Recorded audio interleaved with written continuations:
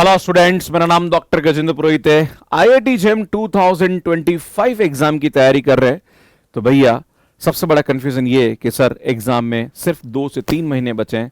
क्या सर मैं इस एग्जाम को क्रैक कर सकता हूं? सर कितने क्वेश्चंस अगर हम सही कर लें तो हमारा अच्छा रैंक बन सकता है, मुझे टॉप आईआईटी या फिर एनआईटी मिल सकता है एमएससी करने के लिए। तो सुनिए, ये सब बातें मैं आपको शेयर करूंगा और मेरा जो भी एक्सपीरियंस है प्लस जो इंपॉर्टेंट चीजें जो कि इससे रिलेटेड है तो ये भी मैं आपको शेयर करने की कोशिश करूंगा। इसमें टोटल 60 में से अगर आप 30 क्वेश्चन भी ढंग से कर लेते हैं बिल्कुल सही, तो भैया ये एग्जाम अच्छी रैंक के साथ आप क्वालिफाई कर सकते हैं। पर हां, लास्ट ईयर का जो 2024 का एग्जाम हुआ है उसको छोड़ के, क्योंकि उसका कट ऑफ बहुत कम गया था, वहां तो मुझे लगता है जो स्टूडेंट 60 में से 10 क्वेश्चन भी सही करके आ गया उसका यहां पे टॉप रैंक आ गया था, मतलब अच्छी रैंक बन गई थी उसकी, है ना। और जिसने 60 में से 20 क्वेश्चन कर लिए मतलब उसके तो वारे न्यारे हो गए थे। मतलब 11 नंबर पे जनरल का कट ऑफ गया था और बाकी एससी एसटी और इनका तो और भी कम गया था। मतलब अगर आपने 2-2 मार्क्स के 5 क्वेश्चन भी सही कर लिए तो आपका कट ऑफ क्वालिफाई हो जाए। अगर आपने 2-2 मार्क्स के 10 क्वेश्चन सही कर लिए तो 20 नंबर पे बच्चों को एनआईटी मिल गया था। अगर आपके 20 क्वेश्चन भी सही हो गए, मतलब 1 और 2 नंबर के दोनों मिला के कर लो, अगर आपके 30 नंबर है तो आपको अच्छा आईआईटी यहां पे मिल गया था, जो कि पिछली बार का कट ऑफ काफी कम गया था। तो अभी मैं पुराने जो 10 आईआईटी जेम एग्जाम है उसके एनालिसिस को करके बताता हूं कि आपको कितने क्वेश्चन यहां पे टारगेट लेके चलना चाहिए। सर 60 में से अगर इतने क्वेश्चन हो जाए ना तो मेरा काम हो जाए, सर ये बता दो आप। तो ये सब बताऊंगा। तो सुनिए, वीडियो आपके लिए बहुत ही इंपॉर्टेंट होने वाला है अगर आप आईआईटी जेम 2025 की तैयारी कर रहे हैं। सुन शुरू करता है। सुन, सबसे पहले मैं आपको बताऊंगा कि 2024, 2023, 2022, 2021 में sequence and series, linear algebra, group theory, OD, integral equation, function of one variable and function of 2 variable में कितने कितने क्वेश्चन बने और क्या एवरेज क्वेश्चन रहा। तो मैं सीधा एवरेज की बात बताता हूं। अगर इन चारों एग्जाम के एवरेज की बात करी जाए तो on an average sequence and series पे 7 से 8 क्वेश्चन आपके एग्जाम में पूछे जाते हैं। अगर लीनियर अलजेब्रा की बात करी जाए तो 11 क्वेश्चन यहां पे पूछे जाते हैं। अगर ग्रुप थ्योरी की बात करी जाए तो 7 क्वेश्चन यहां पे पूछे जाते हैं। ऑर्डिनरी डिफरेंशियल इक्वेशन की बात करी जाए तो लगभग 9 से 10 क्वेश्चन पूछे जाते हैं। इंटीग्रल कैलकुलस की बात करी जाए तो 6 क्वेश्चन यहां पे पूछे जाते हैं। फंक्शन ऑफ वन वेरिएबल की बात करी जाए तो 9 क्वेश्चन यहां पे पूछे जाते हैं। फंक्शन ऑफ 2 वेरिएबल की बात करी जाए तो 5 क्वेश्चन यहां पे ऑन एन एवरेज पूछे जाते हैं। सो ये हमारा एनालिसिस है जो कि पुराने 4 साल के पेपर को हमने देख के एनालाइज किया है। अगर कट ऑफ की बात करी जाए तो सुन, आईआईटी जेम 2024 का आईआईटी मद्रास ने एग्जाम कंडक्ट कराया था जब थोड़ा कट ऑफ काफी कम गया था, मतलब 11 नंबर के आसपास जनरल का कट ऑफ गया था। और अगर गुवाहाटी की बात करी जाए जो कि 2023 में आईआईटी गुवाहाटी ने कराया, 24 नंबर कट ऑफ गया था। जनरल कैंडिडेट ओबीसी का 22 नंबर और एससी एसटी का 12 नंबर गया था। आईआईटी रुड़की ने 2022 में इस एग्जाम को कंडक्ट कराया था, 22.91 मार्क्स यहां पे कट ऑफ गया था।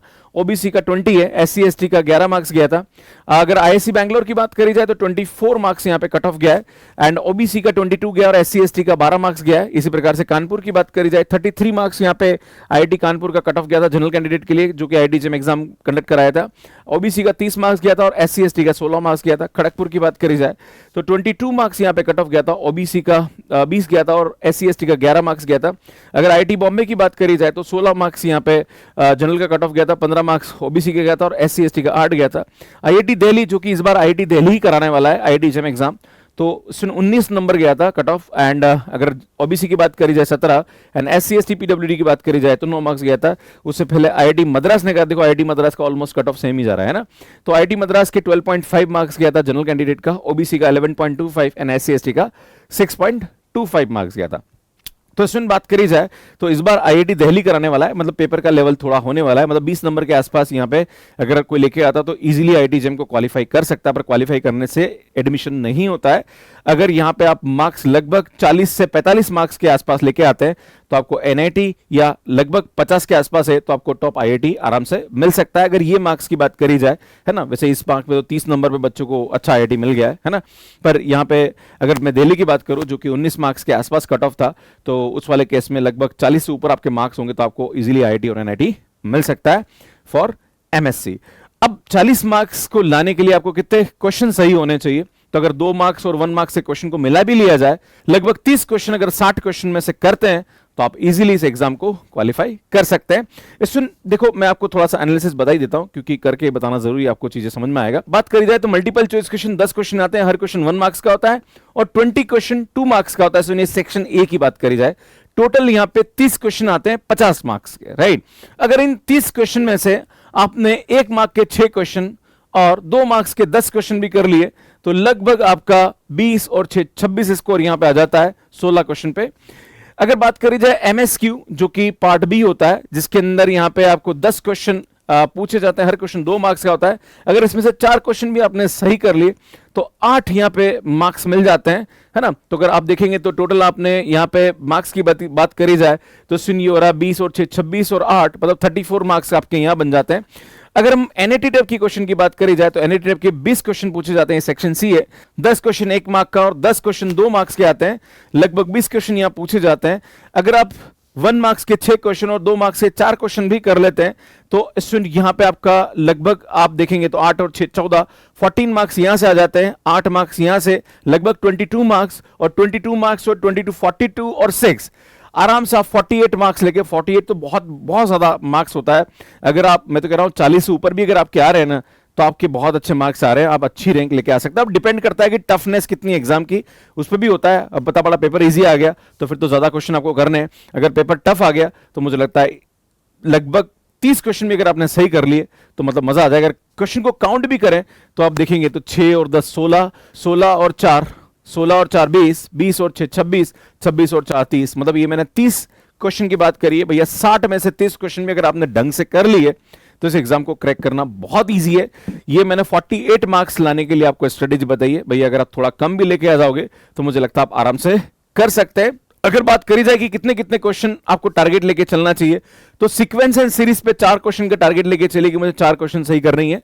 लीनियर अलजेब्रा पे लगभग 7 क्वेश्चन का टारगेट लेके चलना चाहिए। ग्रुप थ्योरी 4 क्वेश्चन आप टारगेट ले सकते हैं। ऑर्डिनरी डिफरेंशियल इक्वेशन पे 4 क्वेश्चन का टारगेट ले सकते हैं। इंटीग्रल कैलकुलस पे 4 क्वेश्चन आराम से आप कर सकते हैं।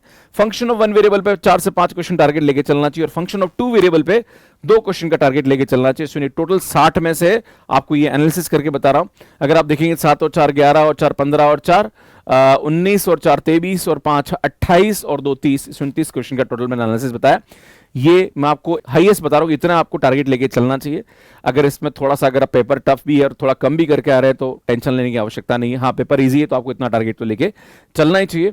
60 क्वेश्चन में से अगर आप 30 क्वेश्चन का टारगेट लेके चल रहे हो, इस प्रकार से आप सोचते हैं कि हाँ मैं इतने इतने क्वेश्चन करके आऊं। देखो एक तो सबसे बड़ी प्रॉब्लम स्टूडेंट को ये आती है सर आईआईटी जेईई में मेरे से क्वेश्चन सॉल्व नहीं हो रहे सर मैं इतने कर। अब ये सब करने की जरूरत नहीं है, आपको स्मार्ट स्टडी करने की जरूरत है। अब आपके मन में सवाल उठेगा कि सर इन सभी सब्जेक्ट पे कौन कौन से इंपॉर्टेंट टॉपिक्स है जो हमें करने चाहिए। तो सुन इस पर मैंने एक डिटेल वीडियो अपने यूट्यूब पे अपलोड कर रखा है, अगर आपने नहीं देखा है तो आप यहाँ पे जाके देख सकते हैं। आईआईटी पे आपको उसका लिंक भी नजर आ जाएगा, जिससे आपको लगता है कि सर सीक्वेंस एंड सीरीज में कौन कौन से टॉपिक करना चाहिए, लीनियर अलजेब्रा पे कौन कौन से टॉपिक करना चाहिए, ग्रुप थ्योरी पे क्या करना चाहिए, ऑर्डिनरी डिफरेंशियल इक्वेशन पे क्या करना चाहिए, इंटीग्रल कैलकुलस पे क्या करना चाहिए, फंक्शन ऑफ 1 वेरिएबल पे क्या करना चाहिए, फंक्शन ऑफ 2 वेरिएबल पे क्या करना चाहिए, सब मैंने बना रखा है।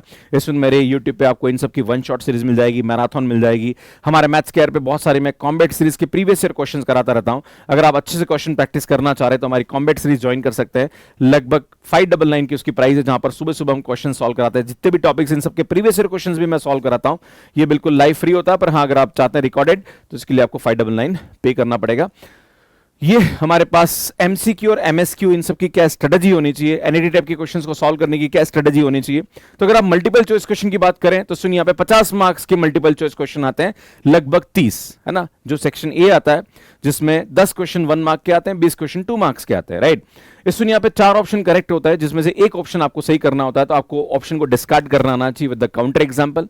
नेगेटिव मार्किंग आपको अवॉइड करनी है, कोई अगर नहीं आ रहा तो बिल्कुल मत करिए, नहीं तो कहीं ना कहीं समस्या पैदा हो जाएगी। If you are confuse with any question then review. अगर आपको किसी क्वेश्चन में कंफ्यूजन नजर आ रहा है तो आप कुछ थोड़ा सा ब्रेक लेके उस क्वेश्चन को वापस ट्राई करिए, पर मुझे लगता है कि आपको नेगेटिव मार्किंग को अवॉइड यहां पे करना चाहिए, और जिसमें आप 100% कॉन्फिडेंट है वो आपको जरूर करना चाहिए। इसमें बात करें एमएसक्यू के बारे में तो डीप सब्जेक्ट नॉलेज बहुत जरूरी है। कोई भी क्वेश्चन अगर एमएसक्यू बन के आता है तो वो कहीं ना कहीं इंटर रिलेटेड कंसेप्ट से होता है, कहीं ना कहीं मल्टी कंसेप्ट उसमें इन्वॉल्व होते हैं। जब तक आपके सभी सब्जेक्ट के कंसेप्ट्स क्लियर नहीं होंगे आप तब तक इस टाइप के क्वेश्चंस को नहीं सॉल्व कर सकते। मल्टी कंसेप्ट क्वेश्चंस आपको आने चाहिए अच्छे तरीके से। अगर बात करी जाए न्यूमेरिकल आंसर टाइप तो सुन यहाँ पे कैलकुलेशन का सही होना जरूरी है, क्योंकि आपको एक आंसर यहाँ पे न्यूमेरिक आंसर लिखना होता है, तो जब तक आपकी कैलकुलेशन अच्छी नहीं होगी तब तक आप यहाँ पे अच्छा नहीं कर सकते हैं। Keep in mind that notation, decimal range ये बहुत इंपॉर्टेंट है। जिस भी आपको यूनिट में आपको आंसर लिखना है वो यूनिट में कन्वर्जन आपको आना चाहिए, राइट। प्लस जो भी नोटेशन आपको दे रखे, जो भी डेसिमल्स आपको दे रखी, जो रेंज आपको लिखनी है वो प्रॉपर आपको पता होना चाहिए, क्योंकि यहाँ पे जो आंसर होता है वो पर्टिकुलर रेंज में होना चाहिए, तो ये भी बहुत जरूरी है। इसमें avoid the silly mistake minus. Ultimately बच्चा यहाँ पे कभी कभी प्लस माइनस की मिस्टेक्स भी कर जाता है। जब हम कैलकुलेशन कर रहे होते हैं तो कभी कभी बच्चों से मिस्टेक हो जाती है, तो इसको आपको अवॉइड करने की जरूरत है। अगर इन चीज़ों का ध्यान रखते हैं तो ये कहीं ना कहीं आप अच्छा कर सकते हैं। और यहाँ पे नॉर्मली इस पार्ट में अप्लाइड के क्वेश्चन ज्यादा पूछे जाते हैं, जहां पर कैलकुलेशन बेस्ड होता है। अगर आपके कैलकुलेशंस बहुत अच्छी है तो मुझे लगता है इस पोर्शन में आप अच्छा खासा यहाँ पे कर सकते हैं। बाकी अगर आप आईआईटी जेईई की तैयारी कर रहे हैं और अगर आपका कोई डाउट है तो आप मुझे कमेंट बॉक्स में यहाँ पे पूछ सकते हैं। आपके एमसीक्यूज, एमएसक्यू और एनईटी टाइप के क्वेश्चंस को सॉल्व करने की क्या स्ट्रेटजी है, आप अपना यहाँ पे एक्सपीरियंस शेयर कर सकते हैं। अगर कोई पुराना स्टूडेंट है तो वो जरूर यहाँ पे अपनी बात को लिख सकता है। बाकी अगर आप 60 क्वेश्चन में से कितने क्वेश्चन को टारगेट लेके चल रहे हैं ये भी आप मुझे कमेंट बॉक्स में बता सकते हैं। अगर आप हमारे साथ तैयारी करना चाह रहे हैं तो हमारा आईआईटी जेईई 2025 के लिए रिकॉर्डेड बैच भी अवेलेबल है। हमने दिवाली के अवसर पे 1999 में एक कोर्स हम दे रहे हैं, आप इनको बाय कर सकते हैं। इसमें यहाँ पे टेस्ट सीरीज भी हमारी अवेलेबल है। 799 में आपको हमारी टेस्ट सीरीज मिल जाएगी, जहां पर हर सब्जेक्ट का आपको पहला टेस्ट यहाँ पे फ्री मिलेगा, तो आप इन सब टेस्ट सीरीज को दे सकते हैं। इसमें सीएसआईआर नेट और आईआईटी जेईई के कोर्सेज अवेलेबल है। आईआईटी जेईई 2025 के लिए देना चाहते हैं तो 3999 में आपको हमारा पूरा रिकॉर्डेड कोर्स और लाइव कोर्स, इसमें लाइव भी इसके अंदर, plus crash course, combat series, हमारी फाउंडेशन, ये सब आपको मिल जाएगा। डीपीपी आपको मिल जाएगी। अगर आप जेईई 2026 की तैयारी करना चाह रहे हैं तो 8999 में आपको हमारा कोर्स मिल जाएगा। ये सिर्फ दिवाली स्पेशल ऑफर है। अगर आप दिसंबर 2024 की तैयारी करना चाह रहे हैं सीएसआईआर नेट की तो 3499 में आपको हमारा कोर्स मिल जाएगा, जहां पर फुल कोर्स के साथ क्रैश कोर्स भी मिलेगा। अगर आप जून 2025 की तैयारी करना चाह रहे हैं तो 7999 में आपको हमारा कोर्स मिल जाएगा। बाकी ये हमारे बुक्स है जो कि मैथ्स केयर ऐप के अलावा अमेजॉन, फ्लिपकार्ट पे भी मिल जाएगी। बहुत रिजनेबल प्राइस में हमने बुक्स अवेलेबल करा रखी है। ये हमारा टेलीग्राम है, ज्वाइन कर लीजिए, क्लासेस की अपडेट्स मिलती रहती है।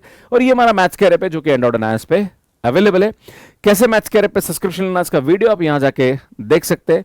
आईआईटी जेईई की तैयारी कर रहे हैं तो कौन से सब्जेक्ट में क्या क्या टॉपिक इंपॉर्टेंट है, इसका पूरा एनालिसिस मैंने यहां समझा रखा है। यहां जाके आप देख सकते हैं, यहां जाके चैनल को सब्सक्राइब कर सकते हैं। धन्यवाद आप सभी का बहुत बहुत, थैंक यू, बाय बाय।